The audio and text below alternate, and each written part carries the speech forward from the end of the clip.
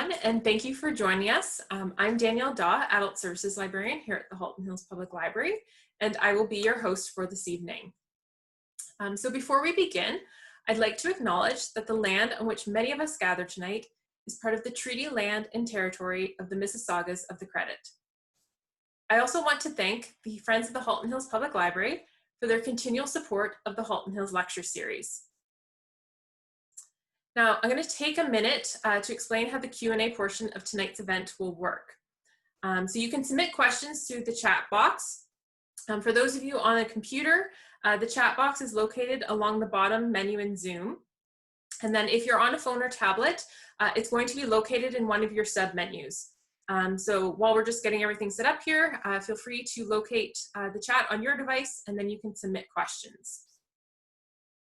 One other thing about the chat, we do ask that you set it, the option to set to everyone, rather than just sending it to a particular individual, and then that way everyone who is on the call tonight will be able to see the questions that you're asking. And as a final note, you can ask a question at any point during tonight's event. Michelle and I will just be having a conversation, and we're happy to take those questions at any time. And on one final note, we are recording tonight's presentation, and we'll be making that recording available later this month on our YouTube channel. So if you have to leave early for any reason or want to tell a friend, they can find it there later in October. And now it is my pleasure to introduce tonight's speaker. So Michelle Good is a Cree writer and member of Red Pheasant Cree Nation in Saskatchewan. She worked with Indigenous organizations for 25 years, advocating for residential school survivors. And during that time, she also obtained her law degree. Then she went on to earn her MFA in creative writing at UBC, all while still practicing law. Her poems, short stories, and essays have been published in magazines and anthologies across Canada. Her debut novel, Five Little Indians, was released in April and longlisted for the 2020 Giller Prize. And just today, Michelle was sharing the good news. She was shortlisted for the Writers' Trust Best Fiction Prize. So congratulations, Michelle. And with that, I will hand it off to you to get us started. Well, hello, everybody. Thank you for joining us today in this world of remote exchange and remote communication. So I hope that you'll enjoy our little session together. And I think what I'm going to do, well, thank you. Someone says congratulations. Thank you. I think what I'll do is I'll start with a short-ish reading from the book. And this is about, it's early on in the book, and it's when Kenny, one of the characters, has just arrived home. He's run away from the school, and his uncle has helped him to get home. And he's just arrived home and seeing some of the major changes that have occurred during the time that he's been away at the school. So I will start with that. A day later, after a refuel at Port Hardy and fish and chips for Kenny, the fishing boat docked at Port Simpson. The men rushed through their work, anxious to secure the boat and carry on with their evening pursuits. 5 a.m. sharp, Clifford called out after them as they disappeared into the late afternoon. The rest of the crew will be here and will be pulling anchor right away. Don't be late if you expect a pay packet. Kenny stood next to Clifford, afraid for reasons he couldn't figure out. Come on, I'll walk you to Bella's. Do you remember the way? Kenny felt small and unsure. The tall, narrow two-story houses built chock-a-block in a long crescent above the beach looked smaller now, like faded ghosts of the brightly painted houses of his memory. He inched closer to Clifford. I used to think of it all the time at school. Sister would get mad at me for daydreaming. Clifford put his arm around Kenny's shoulder. Must feel a little strange, eh? Yeah, Kenny didn't understand the sinking feeling in his stomach. The village was eerily quiet, with only the occasional cry of a baby from deep inside one of the ghost houses. They walked by the empty playground. The rusted chains of the swings hung motionless, the canvas seats long rotted away. The slide lay on its side, and the sandbox was overgrown with sedge grass and dandelions. Not a single child played on the sunny beach. in front of the houses or on the walkway. Do you remember? Clifford pointed to a faded moss green house, the last house above the beach. The house looked so much smaller and sadder than Kenny remembered, with the roof starting to sag in the middle. Kenny ran to the front door, leaving Clifford behind. He struggled with the door, but it was locked. He turned and looked at his uncle, confused. Why is it locked? Well, I guess she's not home. A sudden exhaustion overtook Kenny. His knees felt weak. A small, weather-beaten three-legged stool sat beside the front door. He remembered it from all those years ago. His mom would sit him there while she got her gear ready for the smokehouse. The stool looked so small now and no longer the bright blue it was then. He sat down, his elbows on his knees, his head in his hands. Where is she? Clifford craned his neck to peer through the window and then looked away quickly. Just as he did, a couple stepped out of the house next door. Oh, hi, Clifford. The couple smiled and walked towards them. Who's this? Do you remember Kenny? Clifford motioned to Kenny to stand and shake hands. Kenny, the young woman threw her arms around him. You're all grown up. Kenny normally would have been overcome with pride that someone recognized he wasn't a kid anymore, but he was tired from the last couple of days and all he wanted was his mum. Do you know where she is? He stared up at the sturdy, dark-haired woman. Lots of goings on here last night, she said, then hugged Kenny. Catching Clifford's eye, she raised one eyebrow. I saw her heading for the Pebble Beach just before dawn. I think she was headed to her smokehouse. A rush of memories washed over Kenny, welling in his chest so much as to be painful. The salmon, like red ribbons hanging, cured by breeze and smoke. His mother singing to him in the old language, smiling and putting him to work, carrying the little load of kindling he was strong enough for. Mum. Kenny ran, his feet remembering a long ago path. He forgot Clifford, the pretty dark-haired lady, and her quiet man. He forgot the boat, the school, the long cold escape. He felt as though his feet weren't even touching the ground until he ran through the seagrasses at the end of the trail and his feet fell against the heavy layers of small stones that made the ground both solid and malleable. He ran in an awkward stagger, his feet sinking inches into the layers of pebbles with each stride. He saw the smokehouse and was sure he could smell the slow alder smoke, just like that day 7 years ago. Breathless, he ran into the smokehouse and was stunned to find it empty and cold. No fire, no salmon hanging, no mum. He looked around at the broken down smokehouse as a cold breeze blew through the door. The plank walls looked like a toothless monster, the sea visible through the gaps left without repair.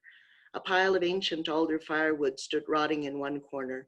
The fire pit lay bare of even ash, leaving just a circle of cold stones. Mum. This time he heard his own voice and a rustle from the front of the smokehouse in response. Kenny walked slowly and quietly toward the sound. There she sat on their favorite driftwood seat, huddled over, her arms wrapped around herself in an empty embrace. She rocked slightly back and forth, and he could hear his lullaby, practically a whisper. Mum. His own voice was a whisper too. She didn't respond, just sat there, her back to him, gently rocking. He cleared his throat. Mum. She turned, looking at him over her shoulder, as though not expecting to see him at all. Her eyes, narrow and swollen, shot open. She tried to stand so quickly, she slipped off the smooth driftwood. Kenny, she cried and scrambled to her feet.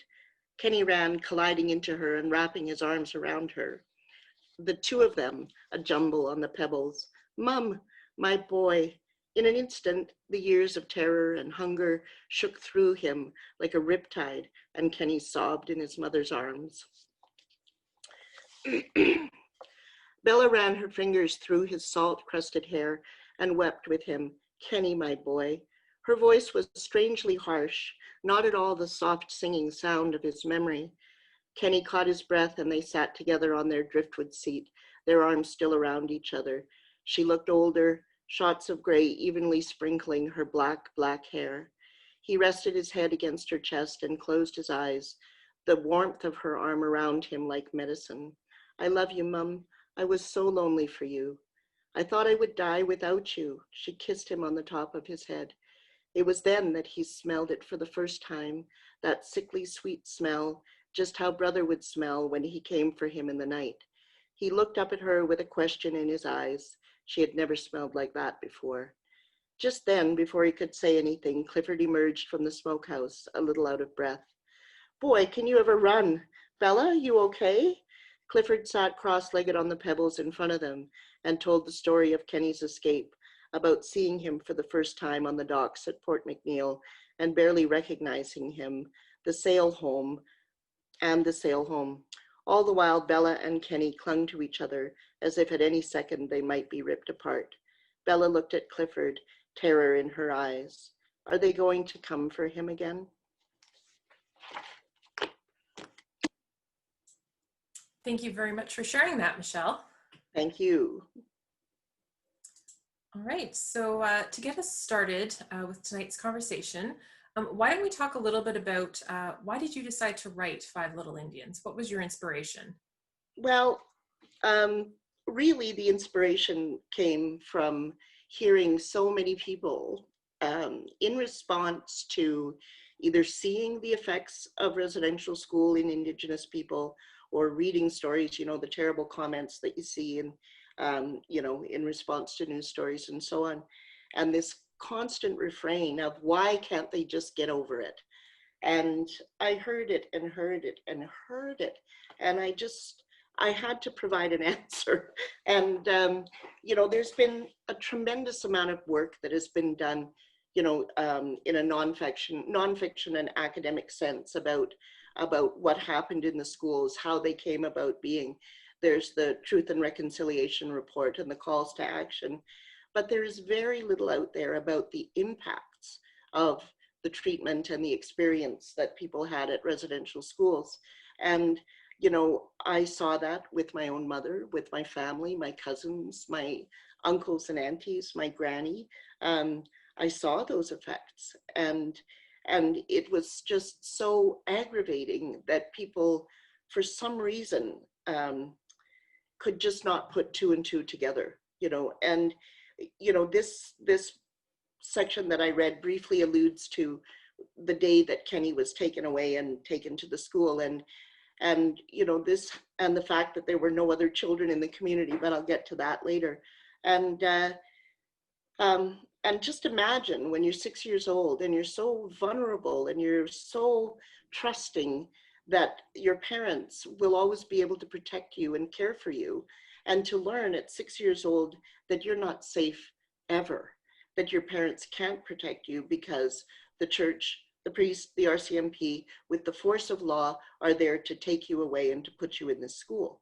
And even if no child, even if any of the children didn't experience sexual abuse or physical abuse that we know happened in the schools, they were deeply traumatized by that alone, by the fact that their parents couldn't protect them and couldn't save them from this heinous experience. And so, you know, I hoped that what this book would do would give people an opportunity to perhaps be more insightful and more compassionate about the impacts of residential school that we see not only in individual people, but in our people as a collective. And this is another thing that I feel very strongly about, is that we didn't experience the residential school legacy on an individual basis. Of course, the individuals experienced it, but we experienced it collectively as a people as well. And I think about those empty communities, those, you know, those broken down playgrounds, those places where there's no school-age children in the communities, and what that meant for parents, extended family, aunties and grandmas, because the role of those people is to bring along the next generation, and that was taken away. And not only was that taken away, but the I guess the continuity of oral history and the teachings from one generation to another was broken. And of course, that was the intent. That was the whole purpose, was to destroy us as a people. And but here we are. We're still here. And you know, a lot of people say that the purpose of the residential schools was assimilation. And I completely disagree. Um, for those of you that have read the book, you know, the stories are about how these children are, if they don't run away, they're basically just left to their own devices at 16 when they're able to leave the residential school. And if the intent truly had been to assimilate them, where was the support, right? Where was the effort to provide training so that they could assimilate into mainstream society, or they could become a part of the larger Canadian society? It wasn't there. It wasn't assimilation. It was genocide.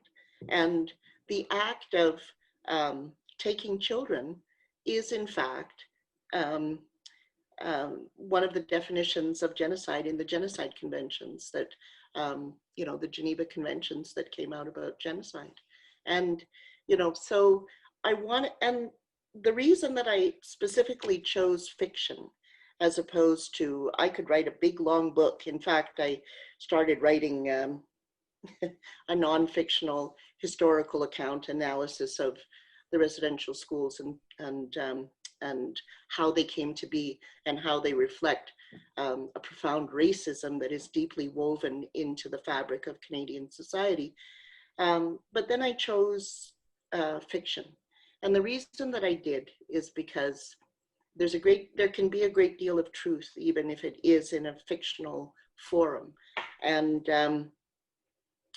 I wanted people to just feel comfortable, because I truly believe that if you immerse yourself in blame and assigning guilt and in a confrontational stance, people are not open to learn. People are not open to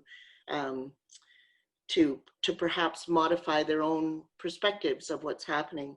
And so I gave people the out that this is just fiction. It's just fiction. And, you know, but I think anybody who's read the book, you don't get too far in when you realize that it's more than fiction. But I did feel that that would be a safe place for people to sit down in their living room, you know, on their back patio, you know, wherever, in their favorite coffee shop, and have an opportunity to understand what this really meant, not only for the individuals, but their families, their communities, and those impacts that still ripple through. I'm seeing a question there from Marilyn. Have any of my family experienced residential school? And yeah, my mom, my grandma, my aunties, my uncles, and my cousins have read the book. And some of them had a very hard time reading it because it can be very triggering.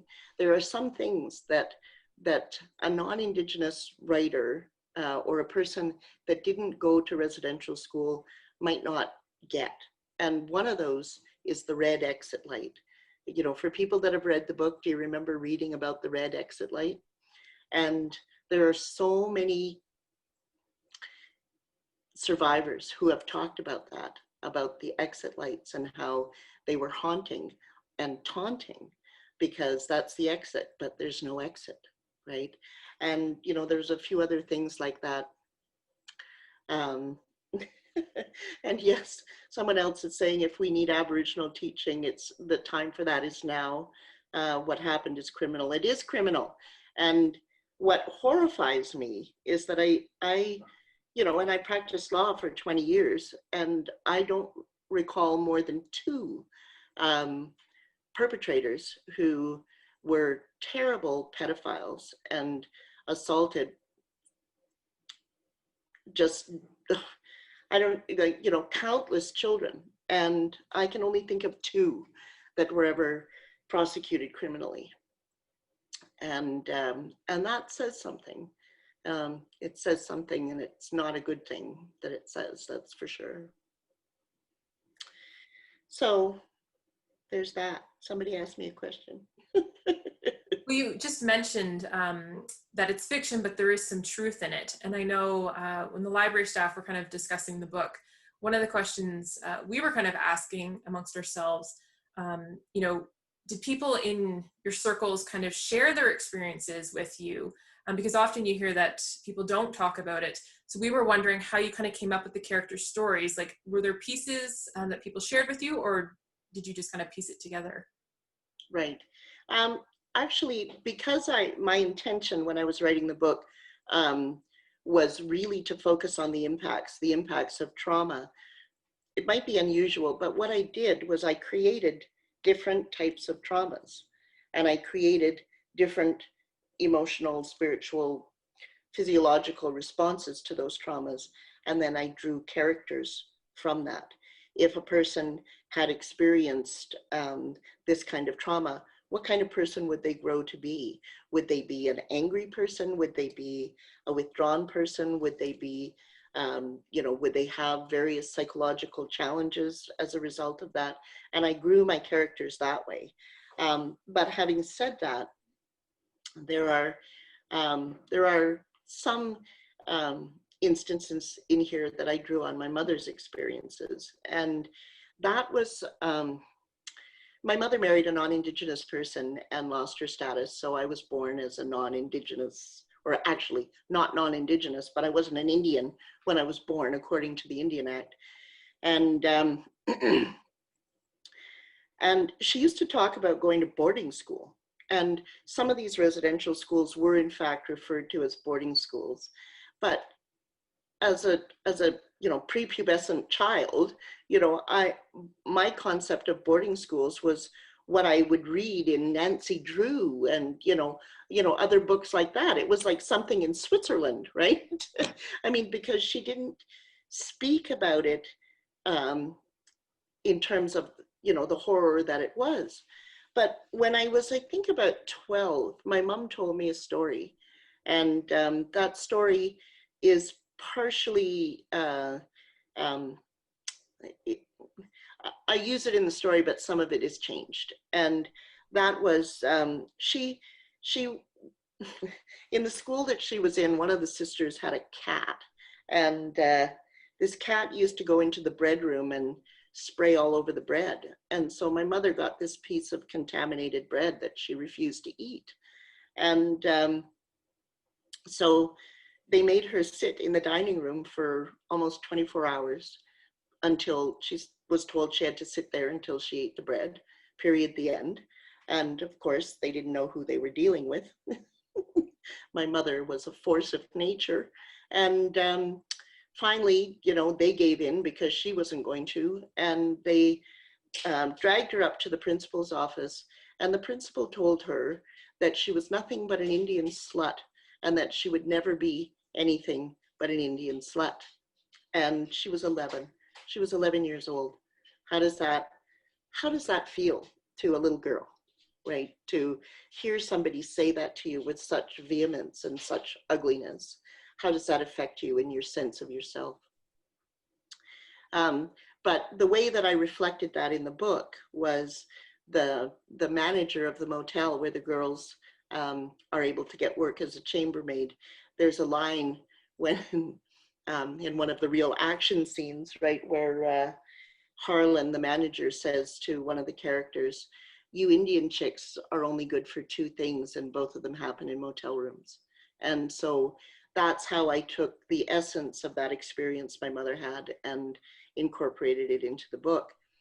One that is more factually similar is there's a young girl in the book, one of Clara's friends, who hemorrhages to death from tuberculosis. And that happened to my ma. Her best friend, hemorrhaged to death on the playground from tuberculosis. And they were all the little girls were just standing around her as she died. And, there was a doctor, and his name is escaping me right now.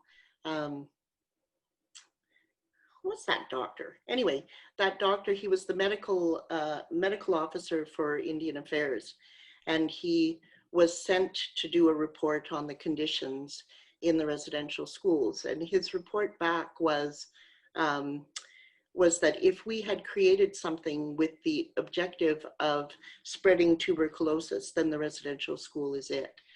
My mother ended up spending 3 years in a tuberculosis sanatorium because she contracted tuberculosis, as so many kids did and so many kids died from. There were schools that there was a 50% death rate from tuberculosis and upwards. So yeah, So that truth is reflected there with Lily. And that was her name. Her name, my mom's friend, her name was Lily. And when the CBC, oh, Iggy, please stop. Sorry. When the CBC published the list of the children that they were aware of that had died in residential school, there were a handful of Lilies. So it's my remembrance for her. Yeah, and actually one of the questions that people kind of had, you've mentioned Lily, but they wanted to know, was there a character you most identify with or that you find readers comment on a lot? So for you, is that Lily, or is there a little bit in all of the characters? Well, you know, Lily was not one of the 5 little Indians. Lily was Claire's friend. And, you know, I don't think so. It's kind of strange, but, you know, it took me 9 years to write this book. And these characters, they really became people. They became actual people to me. And they became like my children. And so I, you know, had a kind of motherly relationship with them, if you will. But I don't have a favorite, but I'm actually kind of surprised when people, and a lot of readers do reach out to me. They find me through my webpage and they, you know, reach out and say something about the book, and you know, they'll say, "Oh, I just loved Howie," or you know, "Kenny was so great." And sometimes I'm surprised because, you know, Clara was such a, I don't know, how do you describe Claire? She was such a firecracker that I was a little concerned actually that she might sort of overpower the presence of the other characters in the book as well. But that hasn't been the case, and I'm glad for it, because each of those characters had you know, things that needed to be said and have said them. So yeah.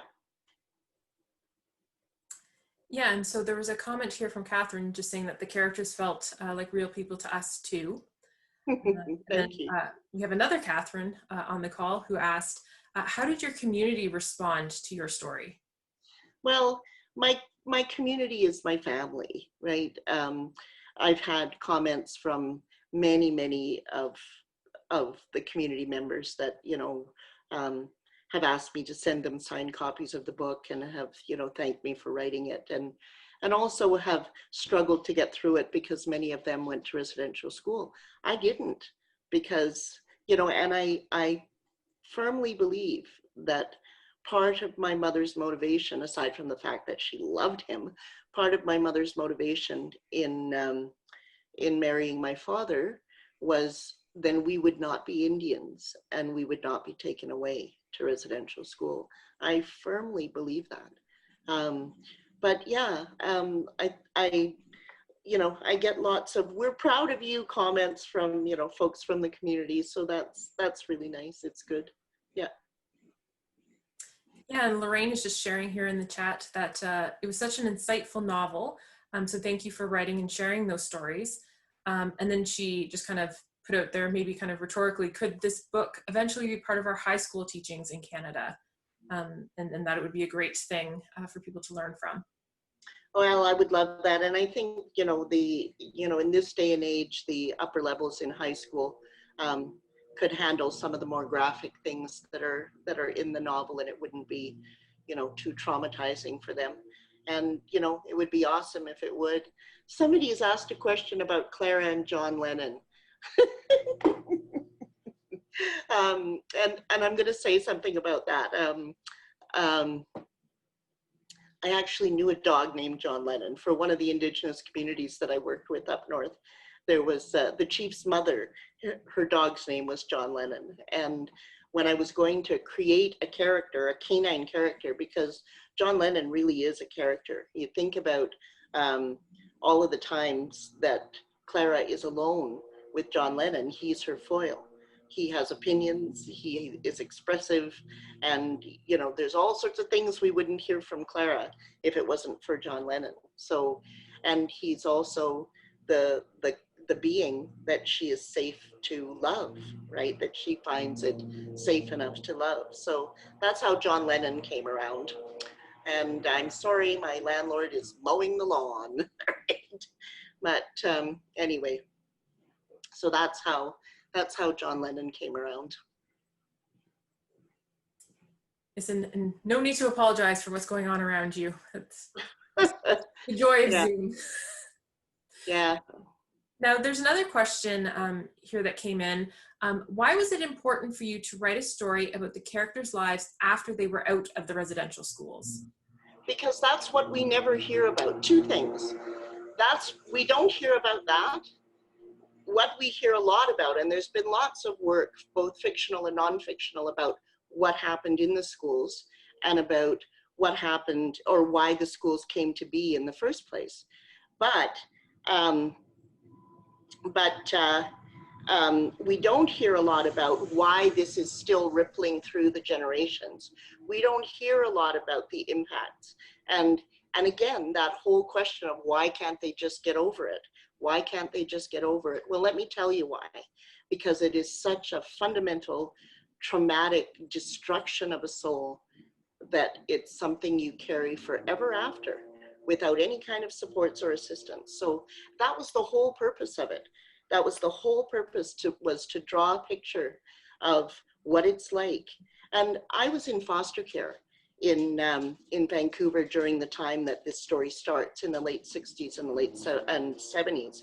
And you hear a lot now about kids aging out of foster care and how they need support and resources and training and all of those sorts of things.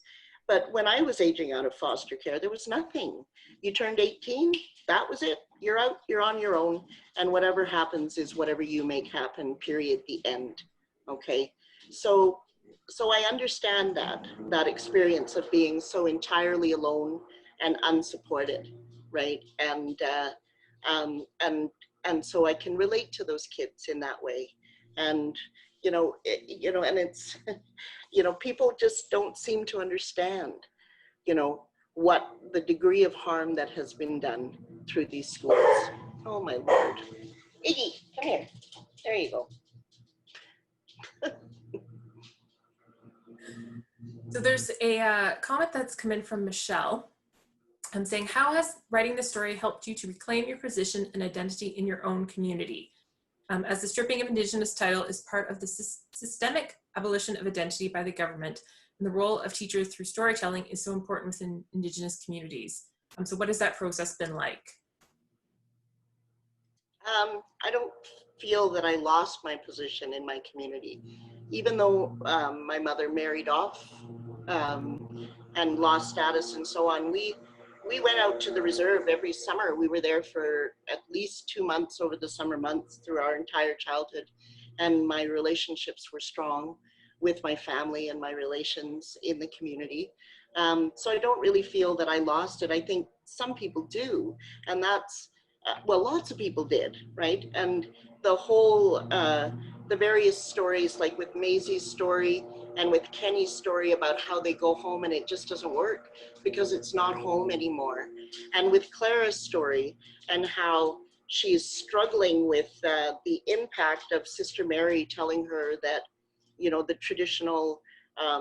traditional spiritual practices are devil worship and so on, and how that is such a barrier to Clara being able to avail herself of those healing traditions of our own people.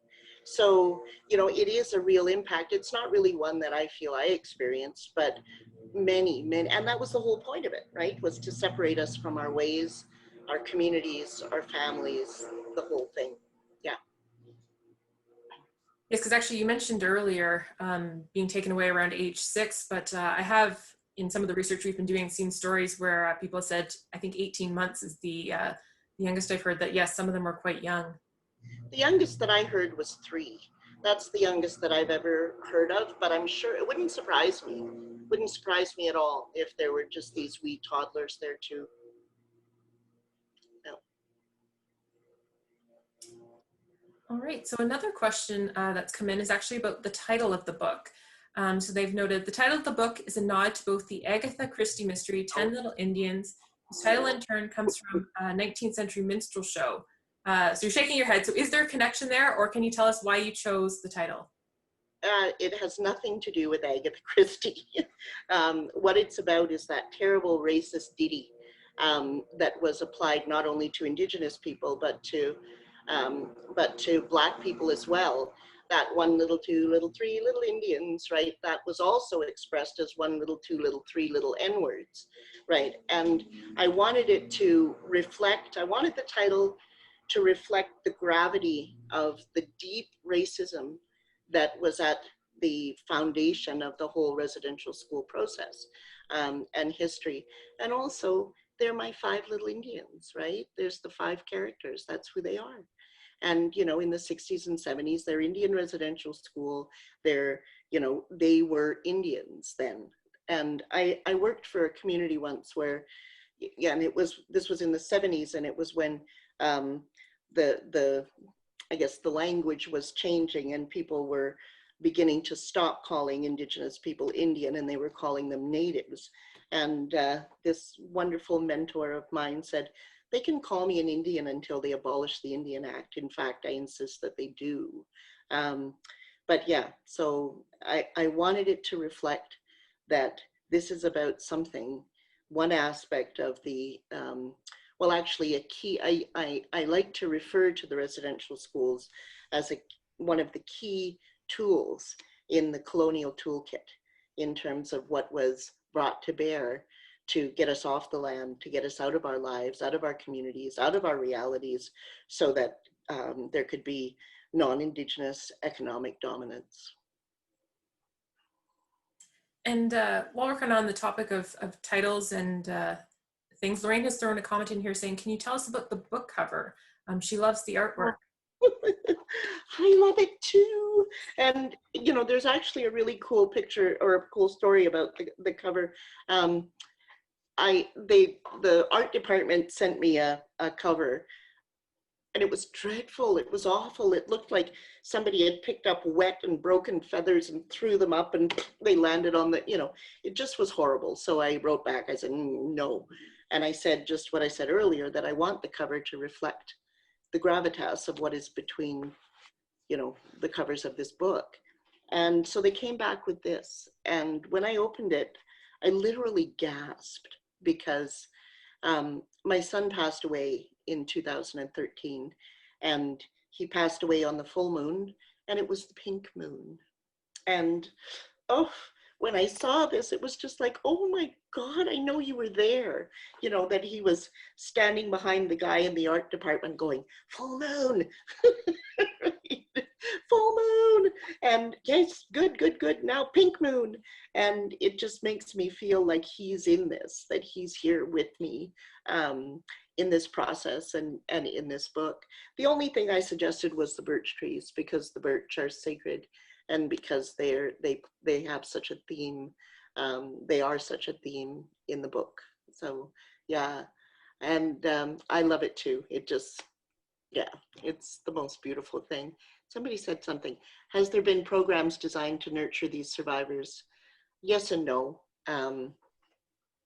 When the residential school, when the litigation started with residential schools, there was the Aboriginal Healing Foundation that was established, but it was only funded for a finite period of time. And so there are some, you know, programs that are available, but is it something that has the wholehearted funding and support of our government? No, I couldn't say yes to that question. Now, are there any resources you would recommend to people who want to learn more about the residential schools, whether that's a nonfiction, maybe another novel you're aware of? Would there be anything? Well, you know, you could read the Truth and Reconciliation report, but that takes some grit. It's a big, long report. You know, if you just look at some of the nonfiction titles, and I'm sorry, I'm kind of drawing a blank right now, but if you just research the history, even if you go to the archives, if you, oh, what is it? One's called The Circle Game by Roland Christian. That's an excellent book about the genocidal nature of residential schools. But there's also just anything about the history of Duncan Campbell Scott. If you also look at James Dashik's book, isn't a focus on residential school, but it's a focus on that genocidal intention and that genocidal policy, his book, Clearing the Plains. And it also talks about how Indigenous women were treated and how Indigenous children were treated. But there's lots of resources. I'm sorry, I'm just kind of drawing a blank right now. Oh, hang on. James Miller, and that, is it Miller? Hang on. Malloy. I get mixed up between Miller and Malloy. John Malloy, there's a book called The National Crime, or A National Crime. And where that title, it's a nonfiction book, and it's an excellent history about how it all came to be. And the reason that book is titled A National Crime is because that doctor that I referred to earlier, whose medical report came back and said, if we'd set something up to kill kids, this is it. If our intention was to kill children, then we've succeeded. And he was fired promptly for writing that particular report. And he wrote a long, long letter, and you can get this online, you can find it in the Ottawa Citizen. And he titled that letter A National Crime. And it was, basically saying that what was happening in these schools was criminal. And it was. So that's one book that I would recommend. Anybody that wants to know the history of how they came about, how these schools came to be, read that one, A National Crime, John Malloy. Yeah, and I see there's a comment here saying maybe you could list resources on your website. So I'm not sure if that's for you or us, but for those, it could be for both of us, but for those of you watching, I know the library does have plans to do some more displays, and we have on occasion highlighted some stuff both on our social media and now that we're reopened, back in the branch as well. Great. There's a lot of stuff. There's a lot of stuff out there. So, and also, some of the memoirs that Dr. Peter Bryce is the guy I'm talking about. Thank you, R. Cook, whoever you are. It's Dr. Bryce who wrote that letter and wrote the report and was fired for it. So if you want to look more into him, there's a place to start. Yes, now I've lost what were we talking about?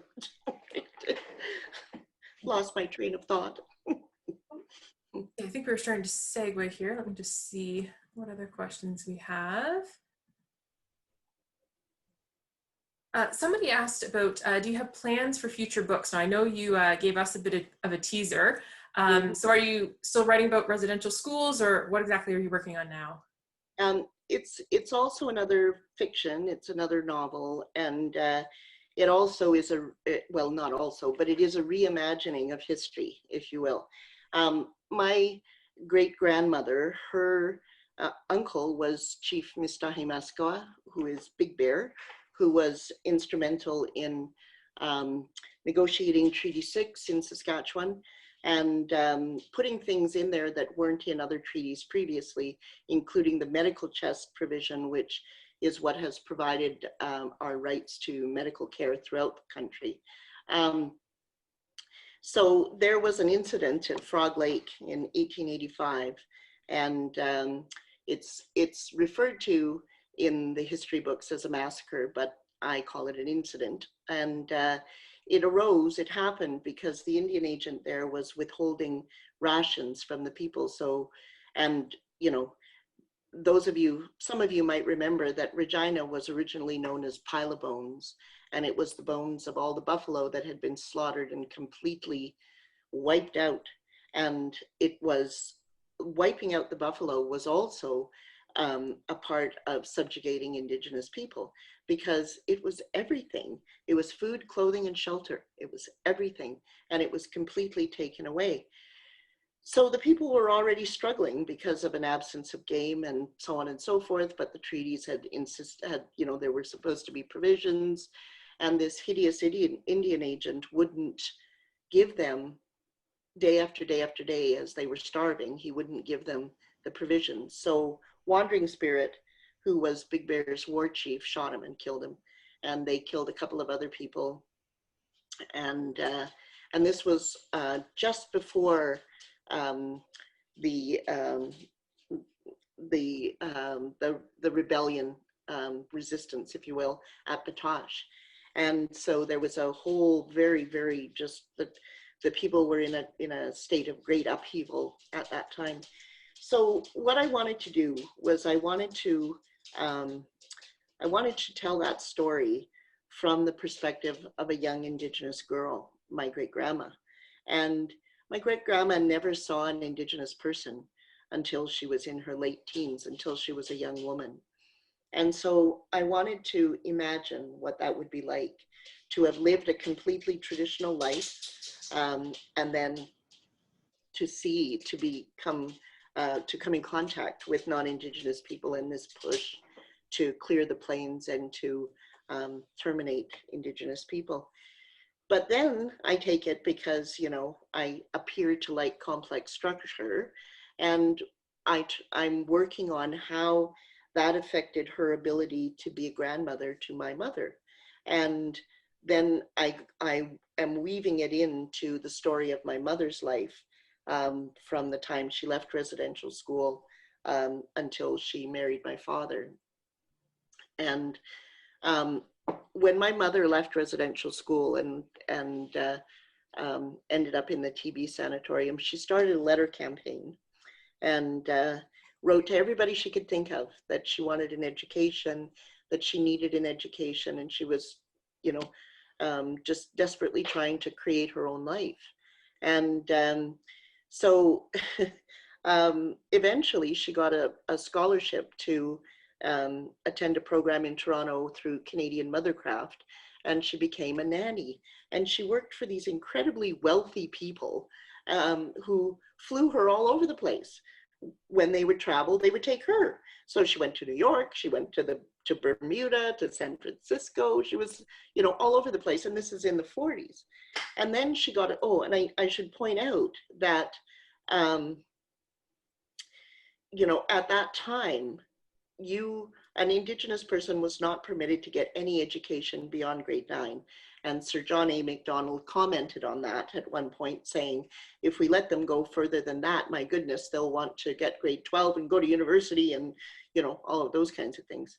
So you had to go out of the country to get any kind of, successful training. And so my mother got a scholarship and she went to New Zealand. And she trained as a nurse and a midwife in New Zealand. And when she came back, she was this minor celebrity. And she never talked about it as though it was this extraordinary thing. You still had to get a pass to leave the reserve at that time. And my ma's off in New Zealand being amazing, right? And anyway, but she didn't speak of it as though it was anything. It was just her life. It's just what she did.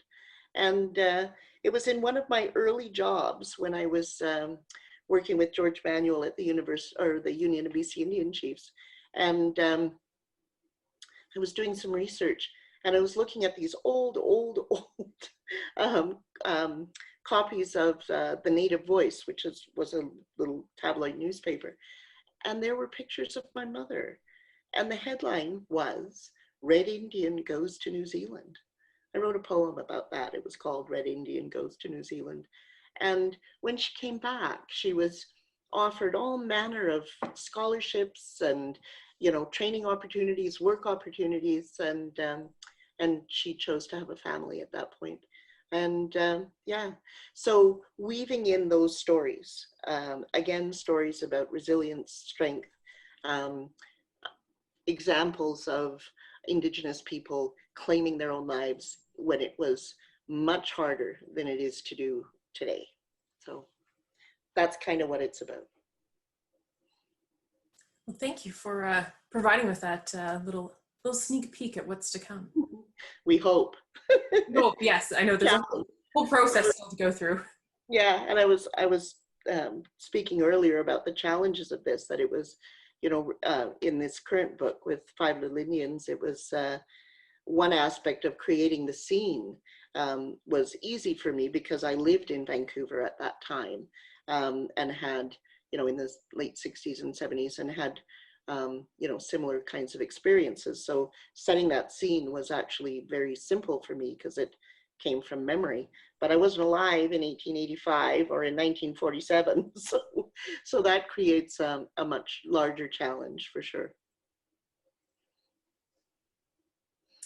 Yeah, and I see someone's put in here that yes, your family, the ladies in your family are tenacious and brave.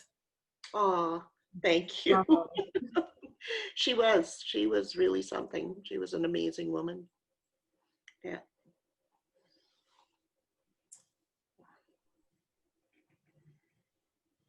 Oh, okay, it looks like Shanine is sharing the recommendations. Thank you, Shanine. So for those of you who want them, you can copy them before we end the call, and we'll put them in the YouTube video afterwards if you're looking for them. That sounds great. Yeah. There's lots of stuff out there. Just take a look for it. Take a look around. I can't wait to finish the new book, Catherine.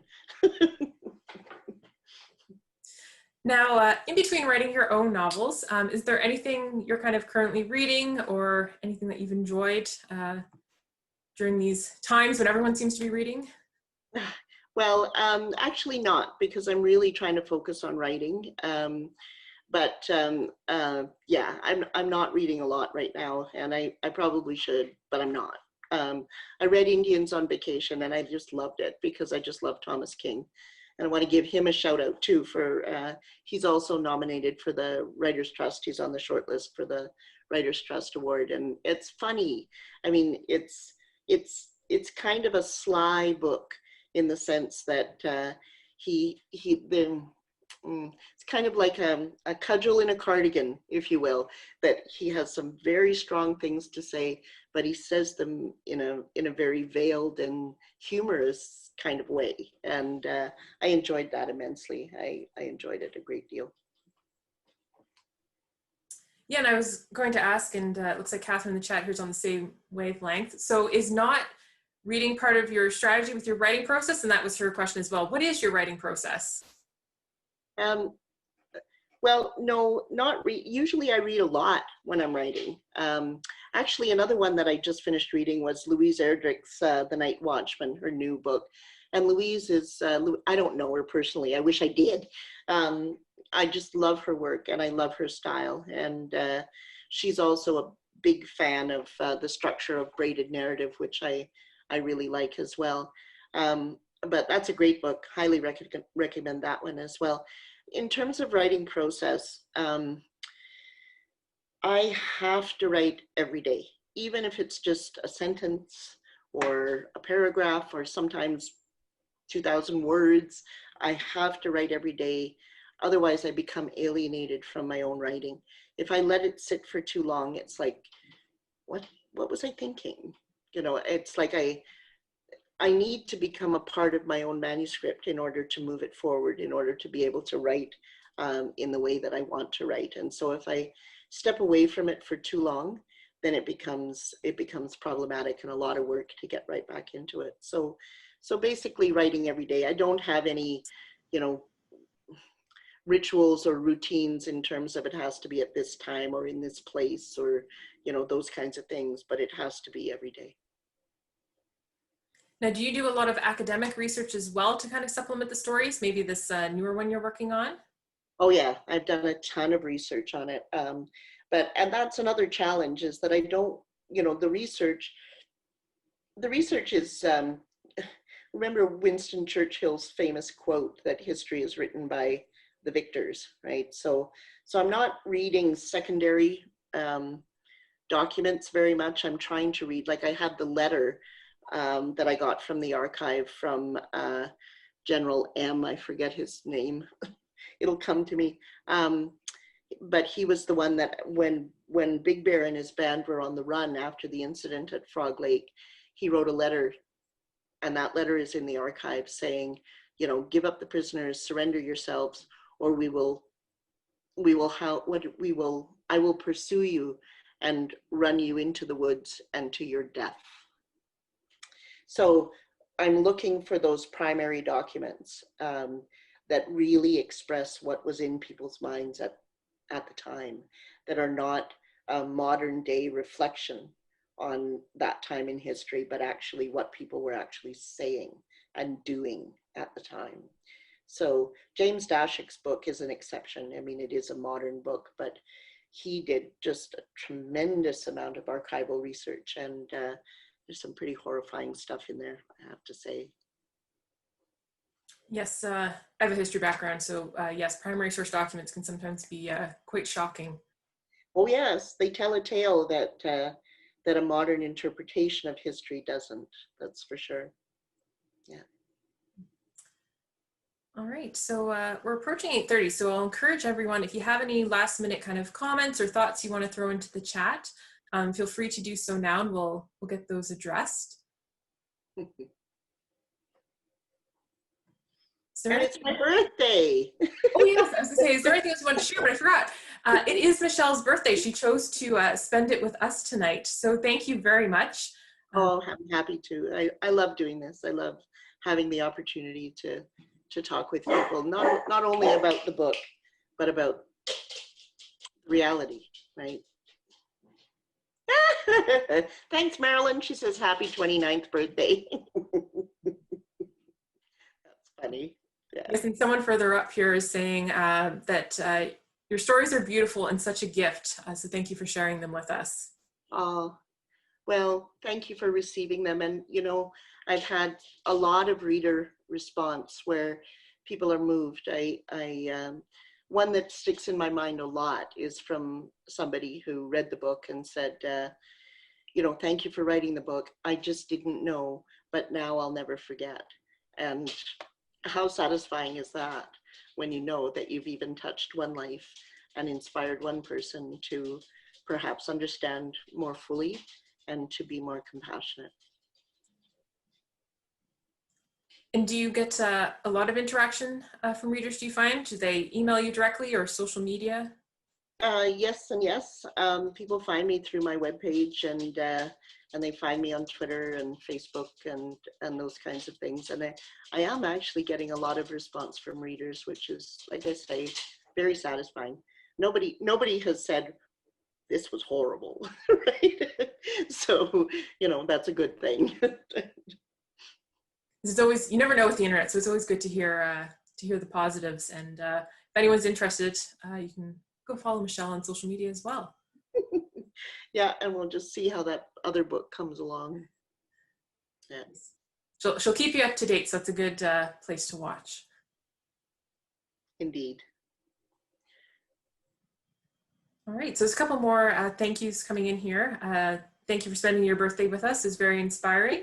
And a happy birthday. Your birth was a blessing for all people. Thank you. Thank you. Thank you for coming here. I mean, thank you for being motivated to read the book and to come and converse about it. I mean, that means a great deal to me, both in terms of, you know, just, you know, objectives aside, just as a writer, that's a very meaningful thing to me, and I appreciate it. Thank you. And Melanie has commented here. Melanie is our new chief librarian. She started in August. So thank you, Melanie, for coming tonight as well. Yes, indeed. And congratulations on the new job. All right. So on that note then, on behalf of the Halton Hills Public Library and the Friends of the Halton Hills Public Library, I want to thank you very much, Michelle, for joining us. This last hour has been great, and there were lots of great questions. So thank you for tackling those. Yeah, thank you. Thank you again, everybody. And it was a real pleasure. And, you know, good luck to everybody in all of your endeavors. So with that, I will sign out. Thanks.